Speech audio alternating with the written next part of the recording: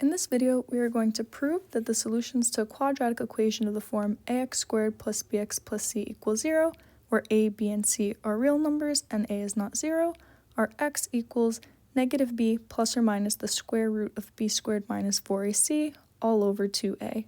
So you may recognize this as it is the quadratic formula, and there's a nice catchy song to remember what x equals that I'm not going to sing to you, but you can probably find other YouTube videos that do sing it to you. So what we'll do in this video is we're going to prove that indeed this quadratic formula gives us the solutions to a quadratic equation. So how are we going to do that? Well, first, let's suppose such an x exists. So what do we mean? I mean, suppose there exists x and c, which is the set of all complex numbers, which includes all the real numbers. So we're supposing that there's an x that exists such that ax squared plus bx plus c equals 0 for a, b, and c in R, and a not 0. So note that a cannot be 0, because if a were 0, then my quadratic equation would be bx plus c equals 0, which is not a quadratic equation, that's a linear equation. So a cannot be 0. So what we want to do is algebraically manipulate this equation to get what x equals. So how are we going to do that?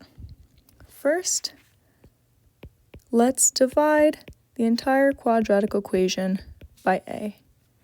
Okay, so we'll divide both sides by a, and what do we get?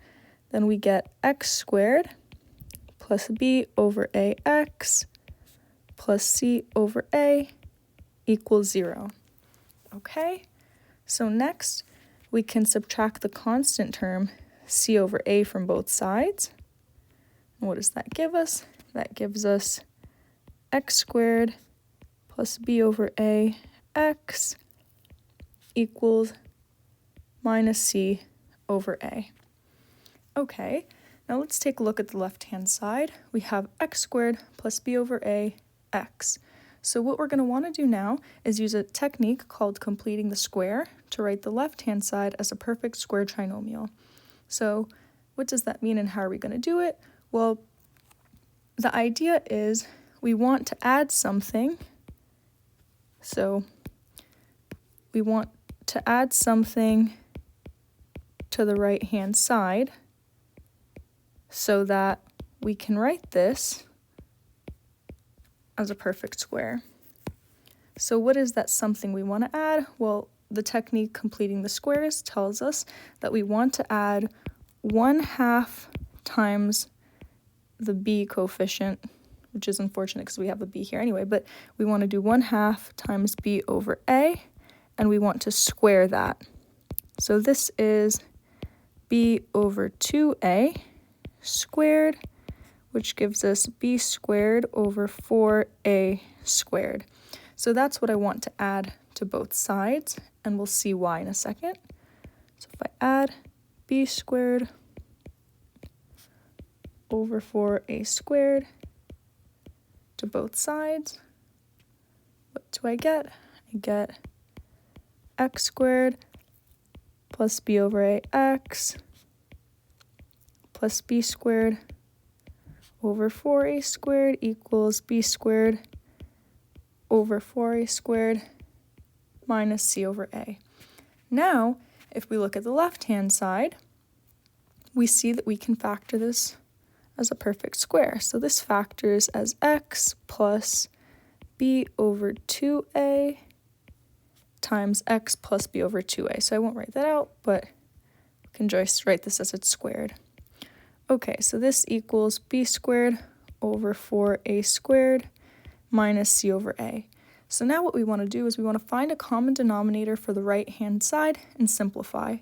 So we see that both sides are divisible by a, but we can combine this if we write b squared over 4a squared minus c over a, but we need to multiply both the numerator and denominator by 4a. So this becomes b squared over 4a squared minus 4ac over 4a squared, and since they both have the same denominator, we can write this as b squared minus 4ac all over 4a squared. Okay, so we have that x plus b over 2a squared equals b squared minus 4ac all over 4a squared. So this is kind of good. We have a b squared minus 4ac, which we know appears in the quadratic formula. So now what do we want to do? Well, now we have something squared equal to something, so we can take the square root of both sides. What does that give us? That gives us x plus b over 2a equals plus or minus the square root of everything on the right-hand side. So I can write that as the square root of the numerator over the square root of the denominator. And I want to do this because we'll have some sort of simplification. So my left-hand side stays the same, x plus b over 2a. And now for the right-hand side, we can't simplify the numerator, that's just the square root of b squared minus 4ac. But in the denominator, we have the square root of 4a squared, which is the square root of 2a times 2a. So this is just 2a.